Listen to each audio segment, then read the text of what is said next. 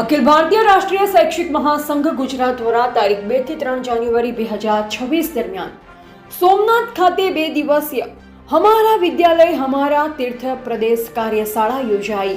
કાર્યશાળાનો મુખ્ય ઉદ્દેશ શાળાઓને માત્ર શિક્ષણના કેન્દ્ર જ નહીં પરંતુ સંસ્કાર, સંસ્કૃતિ અને રાષ્ટ્ર નિર્માણના પવિત્ર તીર્થ તરીકે વિકસિત કરવાનો રહ્યો હતો।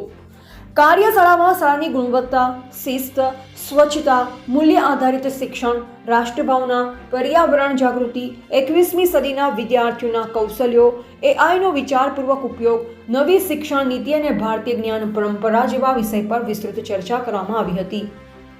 સમગ્ર રાજ્યના શિક્ષકોએ પોતાના અનુભવો રજૂ કરી શાળાઓને તીર્થરૂપ બનાવવા શિક્ષક અને સમાજની ભૂમિકા પર માર્ગદર્શન આપ્યું।